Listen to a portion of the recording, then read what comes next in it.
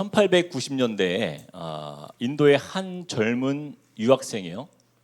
이제 영국으로 유학을 가게 됩니다. 하지만 그는요, 영국에서 온갖 인종차별과 또 냉대 속에서 정말 어려운 그러한 유학 생활을 하게 되었다라는 거예요. 그런 가운데 우연히 그가 성경책을 발견합니다. 그리고 그는 전혀 보지 못했던 그 성경 말씀 속에 담겨 있는 정말 귀한 메시지들을 그가 보면서 그 말씀에 심취되기 시작해요. 그리고 말씀을 통해서 많은 것들을 그가 깨닫게 됩니다. 특별히 그가 좋아했던 것은 말씀은 예수님의 정말 가르침의 그 정수를 알 수 있는 산상수훈이었어요. 그의 가치관에 정말 큰 변화와 도전을 주는 그런 말씀이어서 마음 가운데 큰 감동을 받았다고 합니다. 그리고 그는 하나님을 위해서 그의 일생을 바쳐야 되겠다, 그렇게 결심을 하고는요, 처음으로 그가 교회라는 곳을 찾아가게 돼요. 그런데 당시에 인도가 이 영국의 식민 지배에 있었기 때문에 교회 성도들은요, 그를 미기한 나라에서 온 한 천한 사람으로 그렇게 여겼고 그를 교회에서 거부했습니다. 결국 그는 이제 여러 차례 교회에 찾아가서 내가 예수를 잘 믿어보고 싶다고 청원을 했지만 그러나 매번 쫓겨나는 그런 상황이 반복되었다라는 거예요. 결국에 그는요, 교회를 떠나면서 마지막으로 매우 유명한 한마디를 남겼다라고요. 나는 그리스도는 존경하지만 그리스도인은 경멸한다. 그리고 교회를 떠납니다. 바로 이 사람이 인도의 영원한 지도자 간디입니다. 결국 간디는요, 교회로 인한 그 상처로 인해서 기독교에 대한 신앙을 버리고 그는 인도로 돌아갔다라는 거예요. 그리고 10억의 인구를 움직이는 인도 역사에서 가장 위대한 리더라고 손꼽히는 그런 지도자가 되는 거예요. 그래서 후세 사람들은요, 만약에 당시에 그 교회가 간디에 대하여 편견을 갖지 않고 믿음을 갖기를 원했던 그를 품어주었다라고 한다면, 혹시라도 간디가 기독교의 복음의 신앙을 그 인도에 가서 뿌리내리지 않았을까, 그런 후회와 반성의 이야기를 지금도 하고 있다는 거예요. 아마 그랬다면요, 지금 인도에 남아있는 이 카스트 계급 제도나 또는 인도의 역사는 이제 완전히 달라졌을지도 모르겠습니다. 이처럼 아무리 사소해 보일지라도 그 잘못된 편견 하나가요, 개인의 인생에도 손해를 가져다 주기도 하고 또 더 나아가서는 한 나라 혹은 한 민족에게도 커다란 영향을 미치기도 한다라는 거예요. 오늘 본문 말씀을 보면 바로 이 잘못된 편견으로 인해서 자기들의 그 복을 그냥 걷어차 버리는 안타까운 사람들을 우리가 보게 되는 거예요. 우리 같이 한번 1절을 한번 읽어보겠습니다. 1절 시작. 예수께서 거기를 떠나사 고향으로 가시니 제자들도 따르니라. 예수님은 이제 고향 나사렛으로 자리를 옮기십니다. 여러분, 나사렛은요, 그 예수님의 정말 진짜 고향과 같은 곳이에요. 사실 예수님께서 태어나신 곳은 어디입니까? 네, 베들레헴이잖아요. 그러나 어려서부터 나셔서 자라신 곳은 바로 나사렛이었기 때문이에요. 그래서 예수님에게는요, 실제적인 고향은 나사렛이 예수님의 고향입니다. 이 나사렛은 우리가 한 번쯤 들어보았던 그 나시린, 여러분 아시죠? 그 나시린과 어근이 같아요. 그래서 나시린, 그건 뭐예요? 구별된 사람이잖아요. 나사렛은요, 그래서 구별된 마을이라는 뜻이에요. 실제로 나사렛 지역은요, 사실 그리 평판이 좋은 동네가 아니었어요. 나다나엘이 이런 말을 하지 않습니까? 나사렛에서 무슨 선한 것이 날 수 있느냐. 하지만 영적인 의미에서 나사렛은요, 예수님께서 자라신 아주 특별한 동네가 아니에요. 아주 구별된 마을이라고 보아도 전혀 문제가 없을 만큼 특별한 동네가 바로 나사렛입니다. 바로 그 지역에 지금 예수님께서 그 고향 땅을 향하여 지금 들어가시는 장면을 우리가 보고 있는 거예요. 여러분, 예수님에게 있어서도요, 고향이라는 곳은 매우 특별한 곳입니다. 저와 여러분이 다 고향이 있으시죠? 그 고향을 생각하면 어때요? 우리 어린 시절을 생각하면 참 마음이 푸근해지고, 때로는 한 번쯤은 내가 자랐던 곳을 들려보고 싶고, 보고 싶은 곳이 또 고향이잖아요. 저는 비록 서울에서 자랐지만 가끔 제가 자랐던 그 동네가 너무 그리울 때가 있더라고요. 그래서 한번 제가 찾아가 봤어요. 어떻게 변해 있나. 그랬더니 길이 없어졌더라고요. 다 그 아파트가 다 들어서 가지고 길이 사라져 버렸어요. 너무너무 서운하더라고요. 근데 여러분 보세요. 우리가 앞장까지 말씀에서 보았듯이 예수님은요, 갈릴리와 가버나움에서 많은 역사를 일으키셨어요. 그동안 예수님께서 행하신 기적들을 보면 어떻습니까? 죽은 아이를 살리셨고, 12년 된 그 혈루증 여인을 고치셨고, 또 군대 귀신 들린 그 사람을 치유하고, 뿐만 아니라 풍랑도 잔잔케 하시는 그런 능력을 가지신 예수님. 이처럼 예수님께서 가는 곳마다 사람들이 어때요? 예수님을 너무나 존경해서 한 번만이라도 보고자 해요. 어떤 일이냐, 한 번만 만져보고자 하여 예수님이 계신 곳에 사람들이 어떻게 했어요? 모였다라는 거예요. 마가복음 5장 21절 말씀에 이렇게 말씀합니다. 예수께서 배를 타시고 다시 맞은편으로 건너가시니 큰 무리가 그에게로 모이거늘 이에 바닷가에 계시더니. 사람이 얼마나 많이 모였든지 예수님이요, 그 가운데 있을 수가 없는 거예요. 마가복음 3장 20절 말씀에서도 이렇게 말씀해요. 집에 들어가시니 무리가 다시 모임으로 식사할 겨를도 없느니라. 무리가 모여서 그곳 가운데서 가르치시고 보내면 또 무리가 모이고, 예수님이 식사할 겨를이 없을 만큼 사람들이 예수님을 찾았다는 거예요. 그런데 여러분, 오늘 말씀에서 보면요, 평소와는 전혀 다른 이야기가 진행돼요. 먼저 2절 말씀을 같이 한번 읽어보겠습니다. 2절 시작. 안식일이 되어 회당에서 가르치시니 많은 사람이 듣고 놀라 이르되 이 사람이 어디서 이런 것을 얻었느냐, 이 사람이 받은 지혜와 그 손으로 이루어지는 이런 권능이 어찌 됨이냐. 여러분, 2절까지만 보면은 반응이 좀 비슷한 것 같아요. 그동안 있었던 일들과. 그들은 예수님의 가르침에 대해서 놀랐어요. 그리고 그 말씀의 지혜가 그 어떤 이의 가르침보다 위대했기 때문에 사람들은요, 예수님의 그 가르침에 대해서 놀랐다라고 말씀하고 있어요. 그리고 그의 손으로 이루어지는 그 권능을 보면서 그들은 그 예수님의 권세에 또다시 놀라지 않을 수 없었다라는 것이죠. 자, 문제는 바로 그 다음부터 나타나요. 3절 말씀 중요합니다. 우리 같이 한번 큰 소리를 읽어보겠습니다. 시작. 이 사람이 마리아의 아들 목수가 아니냐, 야고보와 요셉과 유다와 시몬의 형제가 아니냐, 그 누이들이 우리와 함께 여기 있지 아니하냐 하고 예수를 배척한지라. 사람들이요, 가만히 보니까 예수님이 그 얼굴이 많이 익숙한 거예요. 다 이 동네 사람들이니까요. 그 예수님의 어린 시절을 보았던 사람들이잖아요. 그래서 사람들이 수군거립니다. 첫째로 뭐라고 말하죠? 마리아의 아들 목수가 아니냐. 우선 이 짧은 한마디만 가지고도요, 그들이 예수님을 어떻게 평가하고 있는지를 우리가 볼 수 있는 거예요. 먼저 이렇게 얘기합니다. 요셉의 아들이라고 얘기하지 않고 마리아의 아들이라고 말해요. 이걸로 보아서 아버지였던 요셉이요, 생각보다 빨리 죽지 않았을까라는 그런 예상을 해보는 거예요. 그래서 마리아를 모시고 살았던 그 예수님의 그 성장 배경을 알 수 있는데, 이것은요, 냉정하게 보면요, 마리아의 아들 예수가 아니라 과부의 아들 예수란 뜻이에요. 당시 사회적 분위기가 가장 가난했던 부류가 어떤 부류예요? 과부와 고아들이었어요. 그래서 과부의 아들의 의미는요, 아비 없는 자식이라는 표현처럼 볼품없는 가정에서 자랐다라는 의미가 그 당시에 내재되어 있다라는 거예요. 또한 마리아의 아들, 그 직업을 뭐라고 해요? 목수가 아니냐. 목수가 아니냐. 그의 직업을 이야기합니다. 당시에 목수라는 직업은요, 어떤 목재나 석재를 다루는 공사장 인부와 같은 사람이었어요.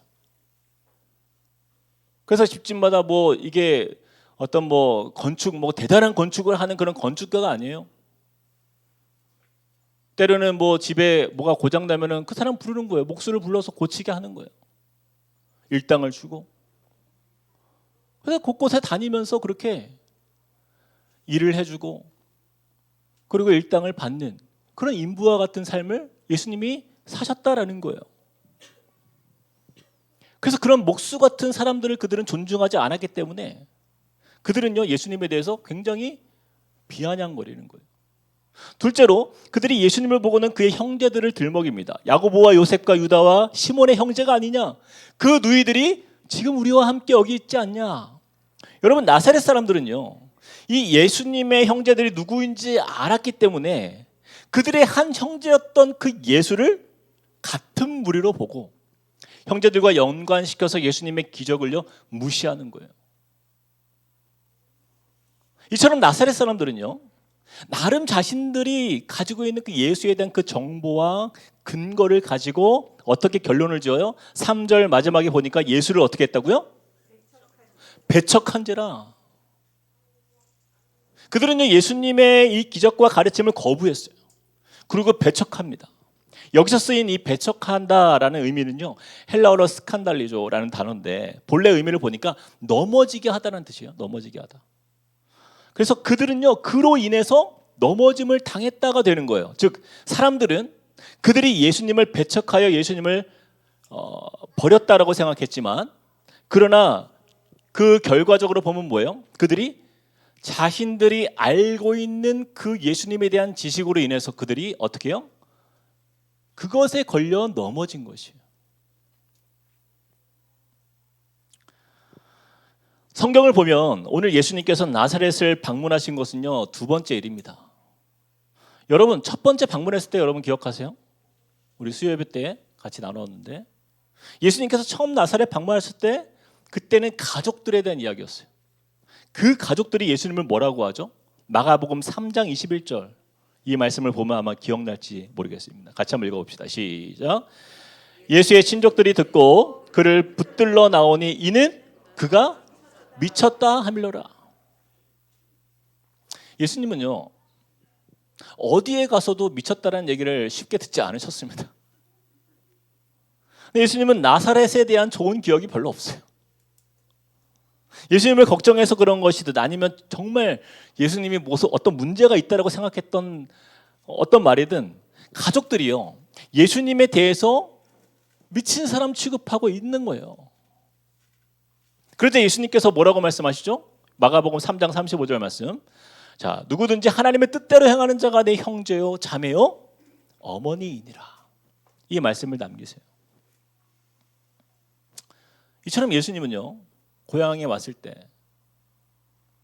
가족들도 반겨주지 않았고 나사렛 사람들도 예수님을 배척하면서 반겨주지 않았어요. 하나님 나라 그 복음의 메시지를 그들이 듣게 하고자 하여 이렇게 다시 방문했음에도 불구하고 그들의 반응은요 너무나 실망스러웠다라는 거예요.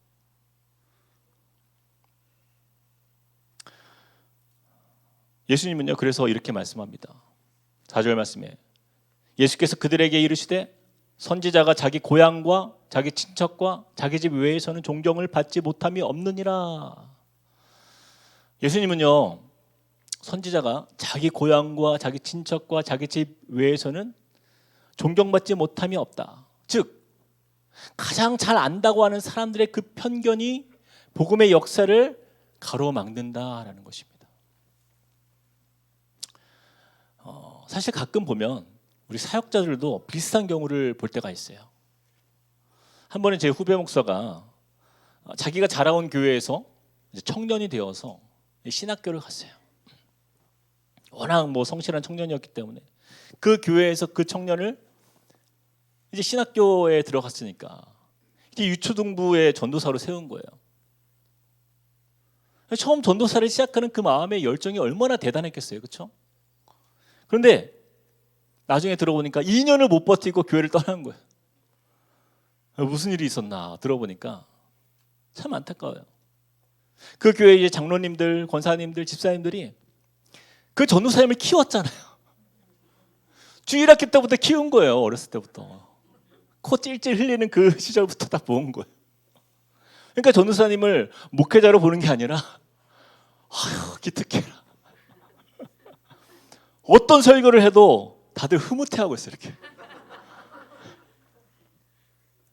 저렇게 많이 컸네.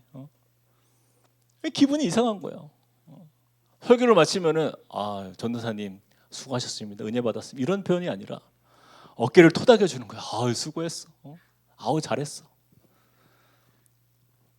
분명히 이게 경력인 격려인데 이게 목회자로서가 아니라 그냥 우리 교회가 키워서 배출한 어떤 그런 사역자라는 의미가 너무 큰 거예요. 결국에는 도저히 있을 수가 없다. 그래서 스스로 이제 교회를 나간 거예요. 다들 많이 사랑해 주셨기 때문에 성도님들은요, 그 전도사님이 우리가 이렇게 사랑했는데 왜 떠나지? 이해가 안 되는 거예요. 하지만 그 전도사님은 더 이상 그곳에 있을 수가 없었다는 이야기를 들은 적이 있어요. 여러분, 이처럼 우리가 잘 안다라는 것. 때로는 그것이 정말 건강한 알미냐라는 거예요. 아니면 나의 편견인가? 여러분, 우리가 일상 속에서 우리의 신앙생활하는 우리의 모든 삶에 대해서, 믿음의 행위에 대해서 우리는 늘 고민해야 되는 거예요. 사랑하는 성도 여러분, 우리 이런 편견들로 인해서 하나님께 받을 은혜들을 어쩌면 놓치고 살 수도 있다는 것입니다. 어쩌면 우리들도 이런 인습적인 사고에 묶여서 하나님께서 베푸시는 그 풍성한 역사들을 맛보지 못하는 삶을 산다라고 한다면 나사렛 사람들처럼 이처럼 안타까운 인생이 없게 되는 거예요. 그들은 이제 예수님을 보았어요. 그렇죠? 예수 그리스도를 하나님의 아들로, 그러나 메시아로 인정하지 않았던 거예요. 그 결과는 너무나 안타까운 결과로 이어집니다. 우리 5절을 같이 한번 읽어보겠습니다. 5절 시작. 행하실 수 없어 다만 소수의 병자에게 안수하여 고치실 뿐이었고. 거기서는 아무 권능도 행하실 수 없어 다만 소수의 병자에게 안수하여 고치실 뿐이었고. 너무나 빈약한 역사가 일어난 거예요. 예수님을 믿음의 눈으로 바라보지 않았던 그들의 결과는요, 예수님으로 하여금 아무런 권능도 행하실 수 없는 그 자리로 나아갈 수밖에 없었던 거죠. 바로 이것이 편견에 사로잡힌 사람들이, 그들이 얻게 되는 안타까운 결과인 것입니다. 제가 지난주에 우리 제자반에서 예수 그리스도는 누구신가, 이 과를 가지고 함께 공부를 했는데, 그 공부에서 우리에게 주는 가장 중요한 메시지는요, 예수님의 인성과 신성에 대한 이야기인 거예요. 그 책의 요지는 성육신하신 예수님은 참 사람이셨고 또한 참 하나님이셨다라는 거예요. 예수님은 참 하나님인 동시에 참 인간이라는 사실을 우리가 이해하기 정말 대단히 어려운 진리이지만, 그러나 천지를 창조하신 그 하나님의 능력을 우리가 믿는다라고 한다면요, 그것은 전혀 어려운 문제가 아닌 것이에요. 그런데 나사렛 사람들을 보면요, 지금 무엇만 보고 있는 거예요? 자신들의 그 경험과 그 지식의 한계 안에서 인간이신 그 예수님만 보고 있는 거예요. 저는요, 제가 목회자로서 그런 성도님들을 꽤 많이 본 적이 있어요. 어떻게 그럴 수가 있냐라는 거예요. 자신의 상식으로는 도저히 이해가 되지 않는다. 예수님이 어떻게 하나님이시면서 사람일 수 있느냐? 납득할 수 없다. 그러나 여러분, 하나님은요, 우리를 납득시키기 위해서 이 땅에 독생자 예수를 보내신 것이 아니에요. 우리의 짧은 지혜로, 우리의 그 어리석은 지혜로, 이 죄로 오염된 우리의 인간의 그 세상 지식과 논리로 다 이해할 수 없는 그 하나님을, 감히 그 하나님의 크신 경륜과 계획과 그 섭리를 우리가 이해하지 못한다라고 해서 큰 소리 치는 것은, 그것은 우리의 교만인 것이에요. 사실과 진리는요, 어떤 사람들의 말에 의해서 그 역사가 절대로 바뀌지 않는 것입니다. 사람들이 어떻게 생각하든 어떻게 믿든 상관없이 예수님은 저와 여러분의 죄를 감당하시기 위해서 죄가 없으신 하나님의 아들로 이 땅에 오신 거예요. 그리고 죽으시고 부활하셔서 지금 하나님의 우편에 앉아 계신 영화로운 우리의 구세주가 되심을 여러분 온전히 믿으시길 축복합니다. 결국 예수님은요, 나사렛에서 어떻게 하십니까? 함께 7절을 읽어보겠습니다. 7절 시작. 이에 모든 촌에 두루 다니시며 가르치시더라. 여러분, 예수님은요, 나사렛을 떠나서 이제 어디로 가는 거예요? 어디로 갔다라고요? 촌으로 갔다. 촌으로. 여러분 여기서 촌이라는 단어는 코메라는 단어인데 이것은요 그야말로 작은 시골을 의미합니다. 예수님은요 나사렛에서 더 작고 초라해 보이는 그 시골로 향하셔서 복음을 전하시며 가르치셨고 하나님의 능력을 나타내십니다. 나사렛은요 그런 시골보다도 못한 도시가 되어버린 거예요. 예수님이 자라신 가장 구별된 마을에서 예수님을 배척한 가장 악한 땅으로 변질되어 버린 거예요. 왜 나사렛 사람들에게 믿음이 없는 이런 일이 일어났는가? 저는 오늘 말씀을 돌아볼 때요 어쩌면 정말 예수님에게도 그런 기대가 있었을 것 같아요.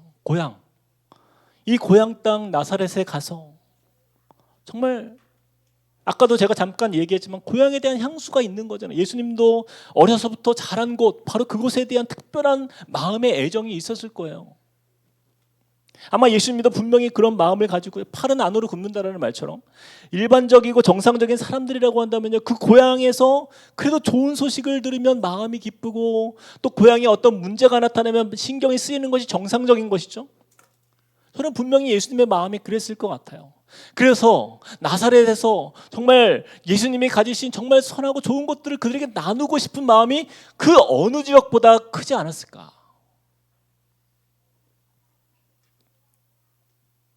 그래서 나사렛 사람들이 정말 그 하나님의 크신 은혜로운 그 하나님의 위로와 치유와 회복을 마음껏 경험하기를 기대했을 거예요. 그러나 너무나 가슴 아프게도 그들은요 그들이 가지고 있었던 그 편견으로 인해서 예수님을 거부한 것을 우리가 보게 되는 것이에요. 그러자 예수님께서 그 가슴 아픈 마음을 가지고 6절에 이렇게 말씀합니다. 그들이 믿지 않음을 이상히 여기셨더라. 그들이 믿지 않음을 이상히 여기셨더라.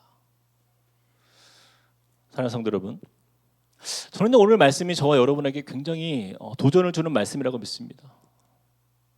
어쩌면 우리도 나사렛 사람들처럼 그 내가 믿는 그 신앙의 어떤 패러다임 속에서 예수님을 어떤 내 경험과 내 지식과 나의 편견 속에 단정 짓고 살고 있지는 않은지 우리가 돌아봐야 된다는 거죠. 왜 우리의 삶에 기적과 같은 예수님의 권능의 역사가 나타나지 않는가? 왜 예수님께서 역사하시는 그런 체험들이 내 삶 속에서 내 일상에서 나타나지 않는가?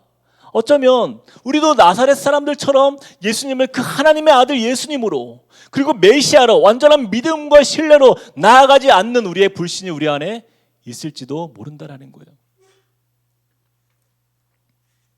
너무나 안타까운 말씀이 나오잖아요. 5절에 거기서는 아무 권능도 행하실 수 없어. 이 단어가 너무나 저는 무섭습니다. 너무나 두려운 말씀이에요. 거기서는 아무 권능도 행하실 수 없어. 예수님께서는요 작정을 하신 거예요. 믿음이 있는 곳에서 역사를 일으키시도록 예수님이 작정을 하신 거예요. 예수님의 능력이 없어서 그곳에서 권능이 나타나지 않는 것이 아니라 예수님은 그 믿음 있는 곳에서 예수님은 하나님의 능력을 보이시길 원하시는 것이죠. 그러나 그곳에 믿음이 없기에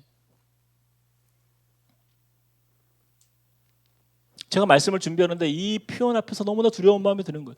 우리 주님께서 함께 꿈꾸는 교회를 바라보시면서 아무 권능도 행하실 수 없어서 너무나 안타깝지 않습니까? 만약에 이런 상태가 우리 교회의 모습이라고 한다면 어떻게 될까? 만약에 우리 각 교회 우리 안에 있는 가정들이 만약에 이 나사렛 사람들과 같은 그러한 마음을 가지고 살아가는 믿음이라고 한다면 그 가정에는 아무 권능도 행하실 수 없어서 너무나 안타까운 거 아니에요?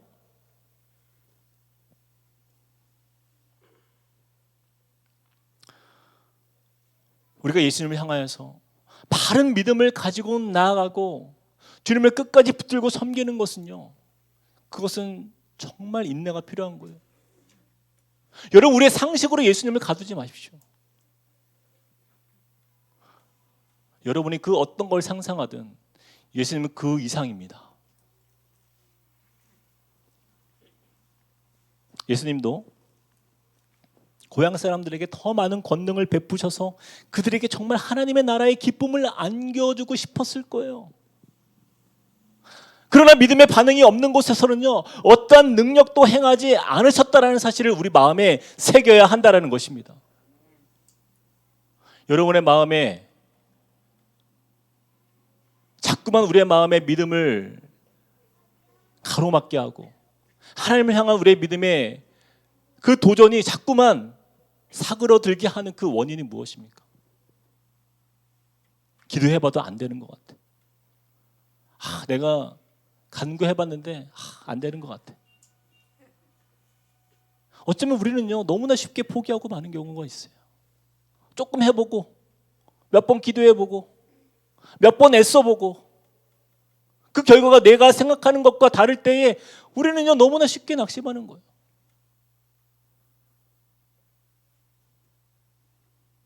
그러나 여러분, 우리가 요즘 큐티하면서 보았잖아요. 다니엘이 그가 기도를 시작했을 때 하나님께서 그 기도에 반응하지 않습니까?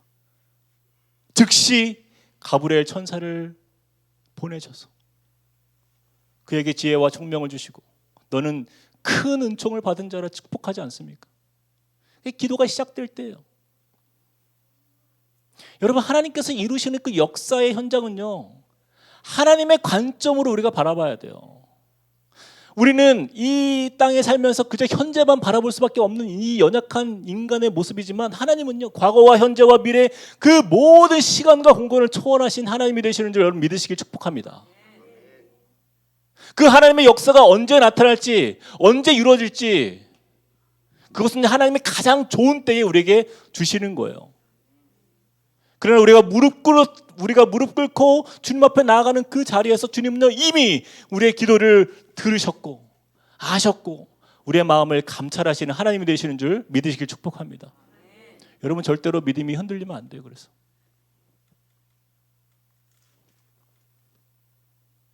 그래서 우리의 삶 속에 제거해야 될 두 가지 편견을 우리가 이 말씀을 정리하면서 함께 나누기 원합니다. 자, 마지막으로 믿음의 생활 속에서 제거해야 할 편견 첫 번째는요, 같이 한번 읽어봅시다.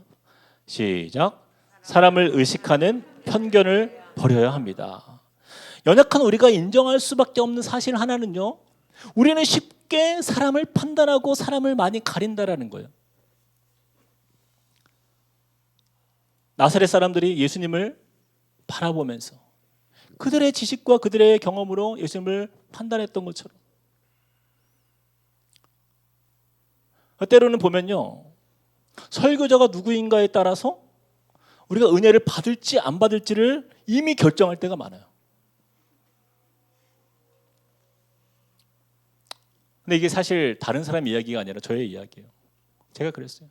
제가 말씀을 보는데 내가 가지고 있는 가장 연약한 편견이 무엇인가 봤더니요, 바로 이 부분이더라고요.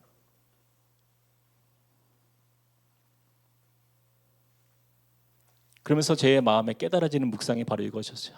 그렇구나. 내가 참 하나님의 말씀을 듣기보다는 사람의 말을 듣기를 좋아했구나라는 거예요.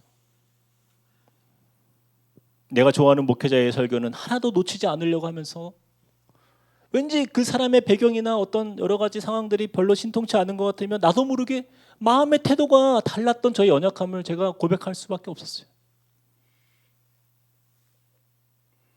그런데요, 그런 모습들이 우리의 영적 유익을 제한하는 거예요. 그래서 저는요, 우리 함께 꿈꾸는 교회 성도님들이 뭐 담임 목사가 설교하든 아니면 부교역자가 설교하든 외부 강사가 설교하든 그냥 어떤 자리에서든지 은혜 받기로 작정하는 그런 편견 없는 교회가 되기를 주님의 이름으로 축복합니다. 제가 볼 거예요. 이제. 자, 두 번째, 믿음 생활 속에서 제거해야 할 편견 두 번째는요, 같이 한번 읽어봅시다. 시작. 경험을 의지하는 편견을 버려야 합니다. 경험을 의지하는 편견. 나다나엘이 나사렛에서 무슨 선한 것이 날 수 있느냐, 이것이 아주 전형적인 편견인 것이죠. 자신이 경험해봤더니 나사렛? 거의 뭐 별 볼 일 없는 동네인데 뭐가 있을까? 그들은요, 자신들의 경험상 나사렛에서는 절대 선한 것이 나올 수 없다라고 강력한 믿음을 가지고 있었어요. 우리가 2절 말씀에 보니까 읽었던 2절 말씀을 보니까 이렇게 말씀합니다. 안식일이 되어 회당에서 가르치시니 예수님이 많은 사람이 듣고 놀라 이르되 이 사람이 어디서 이런 것을 얻었느냐, 이 사람이 받은 지혜와 그 손으로 이루어지는 이런 권능이 어찌 됨이냐. 여러분, 나사렛 사람들도요 예수님의 권능에 대해서 놀랐습니다. 그렇죠? 그러나 그들의 편견이 있었기 때문에 그 놀란 예수님의 기적에 대해서도 배척한 거예요. 그런데 그들도 놀랐지만 예수님도 놀라는 장면이 5절과 6절에서 나오잖아요. 예수님이 이렇게 고백해요. 거기서는 아무 권능도 행하실 수 없어. 다만 소수의 병자에게 안수하여 고치실 뿐이었고 그들이 믿지 않음을 이상히 여기셨더라. 예수님도 놀라는 거예요. 이 믿음 없음에 대해서. 여러분, 정말 예수님이요. 믿음이 있음에 대해서 놀라는 경우는 가끔 나타나지만 그렇게 믿음이 없어서 놀라는 경우는 또 흔하지 않는 거예요. 나사렛 사람들은 예수님의 능력에 대해 놀랐고 예수님은 그런 그들이 믿지 않음에 놀랐어요. 결국 경험에 의한 편견을 뛰어넘지 못한 그 예수님의 그 나사렛 사람들의 불신앙은요. 예수님조차 놀라게 만드는 그 불신앙의 모습이었다라는 거예요. 그러므로 내가 보고 경험한 거 그것이 어쩌면 우리의 편견이 될 때가 많아요. 여러분 믿음 생활하면서 내가 자라온 교회에서 내가 경험한 교회에서 내가 가지고 있는 그 편견의 그 눈으로 여러분 이 함께 꿈꾸는 교회를 바라보면요 그거만큼 재미없는 게 없어요. 어떤 분들은 순복음 계통의 교회에서 와가지고 와 여기는 왜 이렇게 교회가 이렇게 조용해? 찬양도 밍숭밍숭하고. 근데 어디 그 고신이나 이렇게 굉장히 좀 이렇게 전통적인 그 교회에서 오신 분들은 여기는 왜 이렇게 시끄러워? 도대체가 이분들은 정체가 뭐야? 다 자기의 편견을 가지고 보는 거예요.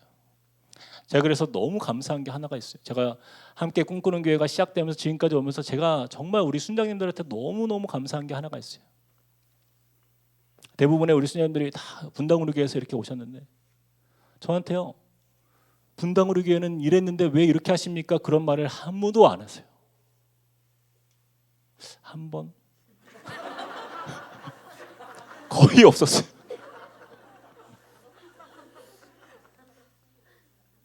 정말 제가 이렇게 기다려주고 목사님이 알아서 하시겠지. 함께 나누고 이야기하고 소통하면서 우리 순자님들이 기다려주는 거예요. 우리 함께 꿈꾸는 교회가 새롭게 시작됐으니까. 목사님 왜 예배를 이렇게 바꾸셨어요? 왜 이거는 이렇게 하십니까? 아무도 그렇게 안 하세요. 얼마나 믿어주시고 기다려주시고 격려해주시고 제가 그 성숙함을 보는 거예요. 안 그랬으면 저는 이 자리에 없어요. 견딜 수가 없어요. 버티지 못하죠 제가. 너무 행복한 거예요 그게. 너무 고마운 거예요. 여러분 우리 순자님들의 수준이 굉장히 높습니다.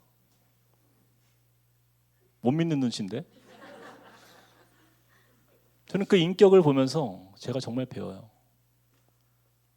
그게 바로 편견이 없는 교회 모습인 거예요. 또 개척 이후에 오신 우리 성도님들도 마찬가지입니다.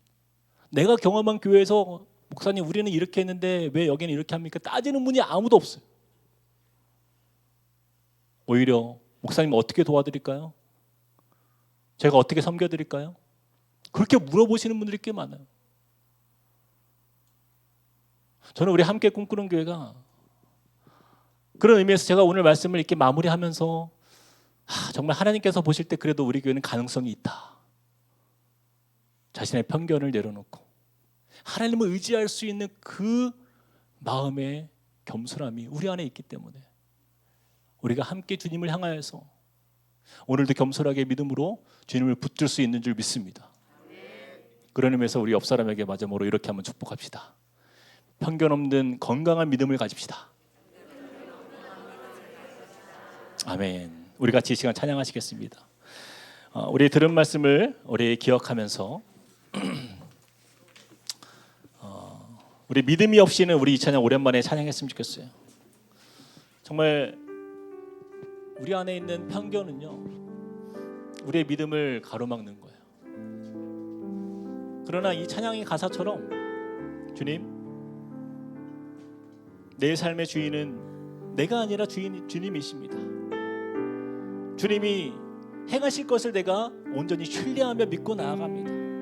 여러분, 그 믿음의 눈을 들어서 우리가 주님을 바라보기 원합니다. 우리 같이 한번 찬양하시겠습니다. 주님, 내 마음이 너무 둔해서, 주님, 제 마음이 너무 둔해서 주님을 볼 수 없습니다.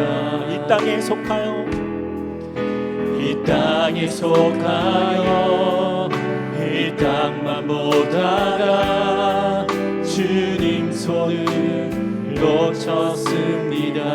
나는 나그네로 왔는데, 나는 나그네로 왔는데 왜 주저앉게 되었나. 나는 청지기인데 언제부터 내 삶의 주인이 되어버렸나. 믿음이 없이는 기쁘시게 못하나니 고된 수고도 다 헛될 뿐이라. 믿음이 없어서 무너진 삶의 모든 자리에 다시 주님을 기다립니다. 다시 한번 고백합시다. 주님, 제 마음이 너무 둔해서 주님을 볼 수 없어. 주님을 볼 수 없습니다. 이 땅에 속하여 이 땅만 보다가, 이 땅에 속하여 이 땅만 보다가 주님 손을 놓쳤습니다. 그 손을 다시 붙들며 나갔습니다. 나는 나그네로 왔는데, 나는 나그네로 왔는데 왜 주저앉게 되었나.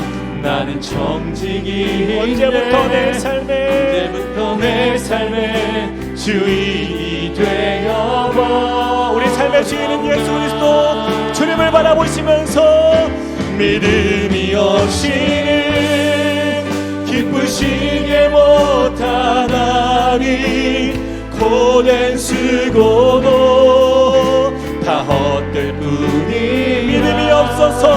믿음이 없어서 무너진 삶의 모든 자리에 다시 주님을 기다리. 믿음이 없이는 기쁘시게, 믿음이 없이는 기쁘시게 못 주를 찾는 자 반드시 만나리. 믿음이 없어서 무너진 삶의 모든 자리에 다시 주님을 기다립니다. 우리 같이 한번 이 시간에 기도합시다. 우리가 마지막 가사에 보니까 믿음이 없어서 무너진 삶의 모든 자리에 다시 주님을 기다립니다. 여러분, 다시 주님을 기다리는 거예요. 여러분, 우리가 생각하는 그 한계를 가지고 여러분 하나님 판단하지 마십시오. 그것이 가장 불신이고 하나님을 조롱하는 거예요. 여러분, 하나님의 권능은요, 우리가 의심한다고 해서 절대로 변하지 않습니다. 하나님의 능력은요, 오늘도 역사하는 능력이에요. 여러분, 그 믿음이 없기 때문에 하나님께서 너무나 안타깝게도 거기서는 아무 권능도 행하실 수 없어.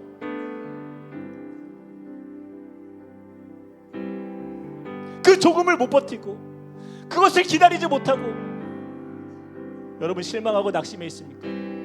여러분, 회개해야 돼요. 우리가 하나님, 나의 믿음 없음을 주 앞에 회개합니다. 주님이 이루실 것을 내가 감사함으로 믿고 바라며 하나님의 그 권능이 나의 삶에 불가능해 보이는 것이라 할지라도 주님이 이루어가실 줄 믿사오니 하나님, 나에게 이 밤에 믿음을 더하여 주시옵소서. 하나님, 주님만을 의지하는 주님의 백성으로 신실하게 끝까지 주님을 붙들고 나가는 하나님의 자녀가 되게 달라고 우리가 한번 기도하며 주 앞에 나가시겠습니다. 사랑과 은혜 하나님 주님을 온전히 의지하며 믿음으로 나아갑니다. 하나님 우리의 삶에 주님의 은혜가 없으면, 주님의 능력이 없으면, 주님의 권능이 없으면 하나님 우리는 아무것도 아닙니다. 하나님 우리의 믿음이 없어서, 하나님 우리의 이 잘못된 편견과 우리의 아버지 하나님 연약함을 인하여서 하나님 주님의 능력을 제한하고 하나님의 은혜를 우리가 온전히 구하지 아니하고 하나님 그렇게 쉽게 떨어져서 하나님 너무나도 우리의 마음에 절망으로 있었다라고 한다면 하나님 이 밤에 우리를 아버지 하나님 다시 한번 새롭게 하여 주시옵소서. 하나님 믿음을 더하여 주시옵소서. 또 주님의 능력으로 우리의 삶이 새롭게 될 것을 믿사오니 하나님 끝까지 포기하지 아니하고 하나님 주님의 신실하신 사랑을 의지하여 오늘도 믿음으로 담대하게 주님을 의지하며 나갈 수 있도록 주여 우리 가운데 능력을 부어주시고 하나님 믿음을 부어주시옵소서. 하나님 우리의 연약한 마음이 하나님 너무나도 겸손하지 않은 하나님 우리의 이 아버지의 완악한 마음을 하나님 꺾어주시옵소서. 하나님 주님 그들이 믿지 않음을 이상히 여기셨다. 그들이 믿지 않음을 이상히 여기셨다. 하나님 우리가 주님의 은혜를 이렇게 경험하며 살면서도 하나님 우리가 주님을 의지하지 않는 하나님이 아버지 하나님 불신의 모습이 얼마나 우리의 삶에 아버지 하나님이 약하고 아버지 하나님 연약한 자 앞에 고백합니다. 하나님 은혜를 넣어 주시옵소서. 하나님 은혜를 넣어 주시옵소서. 하나님 우리의 마음의 믿음과 하나님을 향한 신뢰와 마음 하나님 우리 가운데 부어주시길 소망합니다. 하나님 우리의 이 마음에 아버지 하나님 남아있는 모든 악한 편견을 버리게 하여 주시옵소서. 하나님 주님의 나라가 이 땅 가운데 임할 때에 하나님의 역사를 바라보며 하나님의 꿈을 꾸며 믿음으로 나아가길 소망합니다. 하나님 능력으로 역사하여 주시옵소서. 하나님 역사하여 주시옵소서. 하나님 능력으로 주님이 행하실 것을 온전한 기어 선하신 아버지 하나님 기도와 간구로 나가는 자리마다 하나님 그 꿈이 이루어질 줄 믿습니다. 하나님 주님이 아버지 하나님 우리의 믿음을 받으시고 우리의 삶을 받으시고 우리의 고백을 받아주실 줄 믿습니다. 하나님 주님이 이루실 주님을 온전히 신뢰하며 나아갑니다. 하나님 은혜를 도와여 주시옵소서. 주님 역사하여 주시옵소서.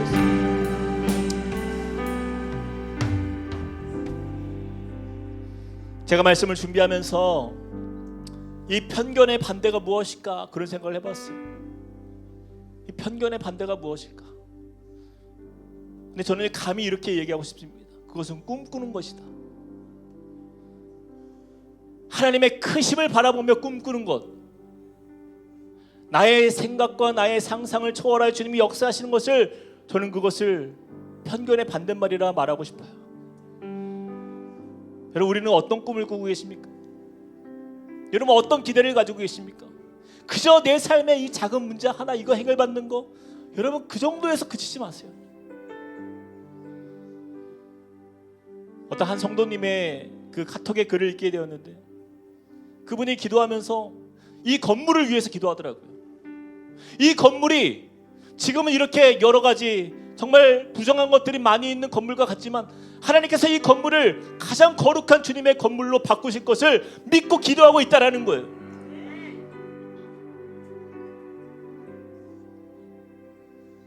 저는 그분의 그 믿음의 능력을 보게 되는 거예요. 그것이 바라봄의 능력 아닙니까?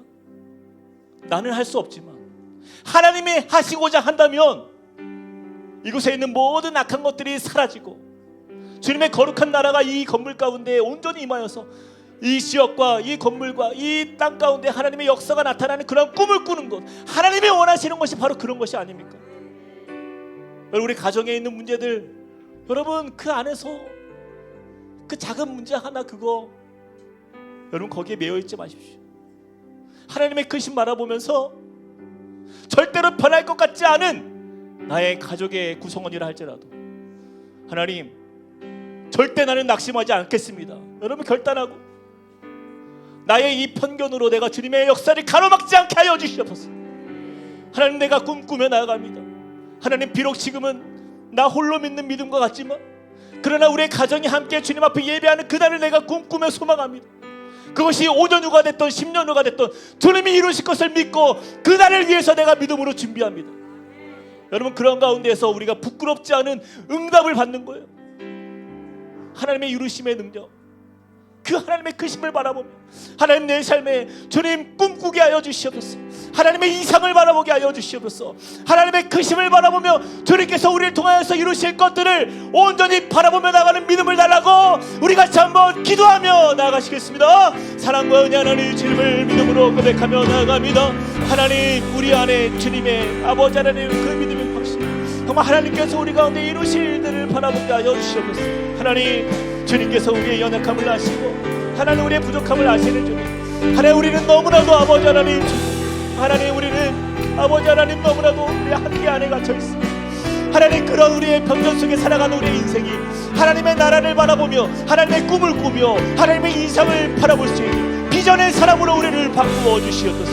하나님, 우리 함께 꿈꾸는 게 모든 우리 성도들, 하나님 우리의 청년들이, 우리의 자녀들이 하나님 그 나라를 바라보면서 주님의 크신 역사를 기대하면서 하나님께서 우리 가운데 이루실 주의 역사를 하나님 소망으로 가지고 하나님 믿음으로 달려나가는 주의 백성으로 살게 하여 주시옵소서.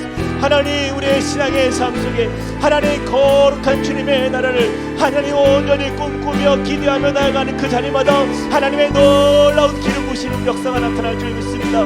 하나님, 다니엘과 같이 하나님 그곳에서 주님의 온전한 이루심을 하나님 나타나게 될 줄로 믿습니다. 하나님, 정말 그 불물불에서도 하나님 우리를 건지시는 하나님의 역사, 하나님 사자굴에서도 하나님 그 생명을 붙드시는 하나님의 역사, 하나님 이곳은 하나님 누군가의 역사가 아니라 하나님 우리 함께 꿈꾸는 교회를 향하신 하나님의 꿈이며 비전임을 믿사오니 하나님 우리에게 그러한 담대함을 주시고 하나님의 크심을 향하여서 온전히 믿음으로 선포하며 주의 나라를 소망하는 하나님의 자녀의 하나님 그 가정마다 하나님 크신 주의 은혜를 바라보게 하여 주시옵소서.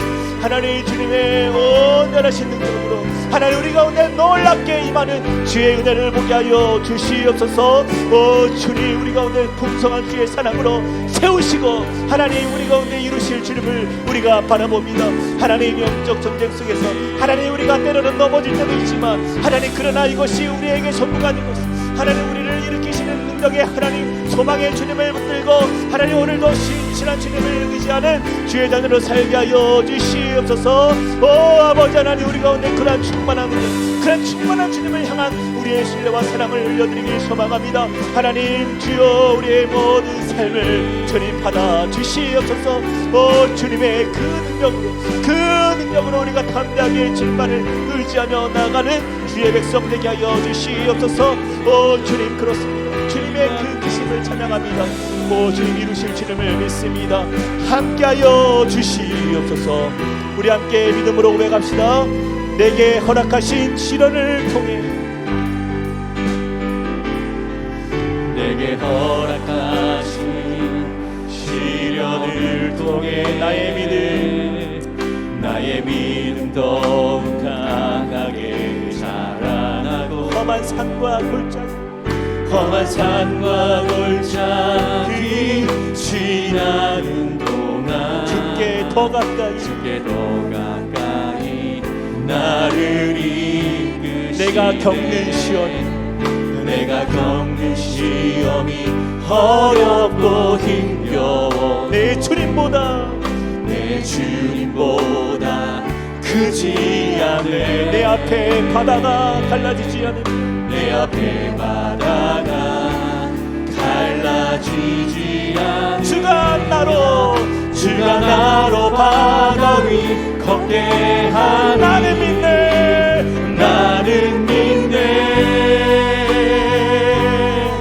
주의 능력으로 내 삶 새롭게 되리. 나는 믿네. 주의 능력으로 담대히 나가리라. 주와 함께 싸워 승리하리라.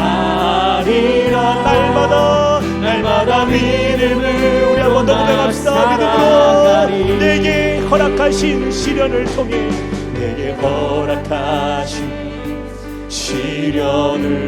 나의 믿음 더욱 강하게 자라. 험한 산과 골짜기 지나는 주께 더 가까이 나를 이끌. 내가 겪는 시험이 어렵고 힘겨워 어렵고 내 주님보다 크지 않음을 믿습니다. 내 주님보다 크지 내 앞에 바다가 갈라지지 않으며 내 앞에 바다가 갈라지지 않으며 주가 나로 바다 위 걷게 하네. 우리 함께 고백합시다. 나는 믿네 주의 능력으로 내 삶 새롭게 되리. 나는 믿네 주의 능력으로 담대히 나가 주와 함께 싸워 승리하리. 날마다 믿음으로 나 살아. 나는 믿네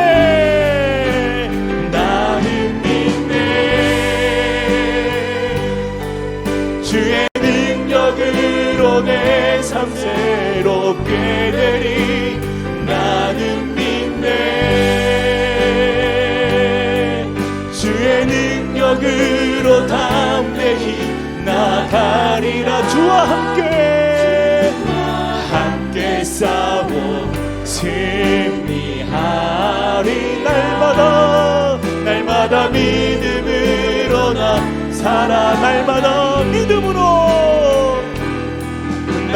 믿음으로 나 한 번 더 날마다 믿음으로 살아가리. 날마다 믿음으로 나 살아가리.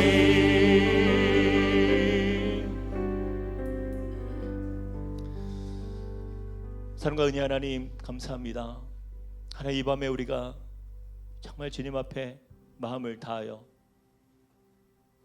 우리가 가지고 있었던 그 모든 우리 과거의 우리의 경험과 지식과 또 우리의 모든 편견들을 주님의 발 앞에 다 내려놓습니다.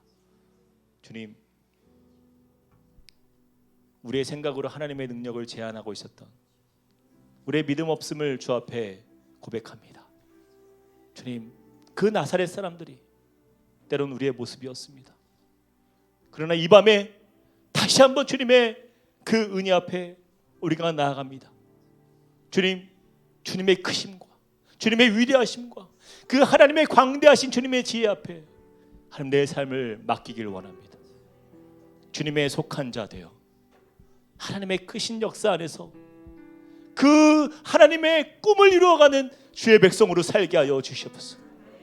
주님, 우리가 믿음이 없어서 그곳에서 아무 권능도 행하실 수 없도다라 말씀하시는 그런 안타까운 주님의 음성을 듣는 자가 되지 않도록 주여 우리를 긍휼히 여겨주시고 성령께서 우리의 마음을 붙들어 주시사 믿음을 더하여 주시고 우리의 이 연약한 삶 속에서도 주님은 주님의 크심을 드러내고자 하는 그 마음을 바라보며 우리 함께 꿈꾸는 교회가 날마다 믿음으로 순종하며 주님의 뜻을 이루어가는 하나님의 교회가 되게 하여 주시옵소서.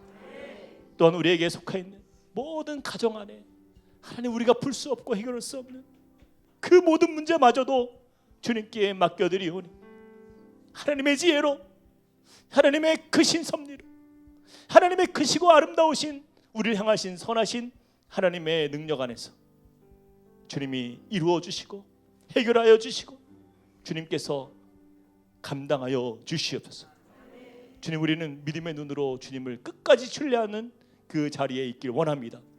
하나님, 우리의 믿음이 연약해질 때가 있거든 주님 우리를 경책하여 주시고 말씀으로 깨닫게 하여 주시고 다시 믿음으로 주님을 붙들 수 있는 은혜를 허락하여 주시옵소서. 그렇게 우리의 삶을 인도하시사 가장 선하고 아름다운 주님의 자녀로 세워주실 것을 믿사오며 살아계신 예수 그리스도 이름으로 간절히 기도합니다.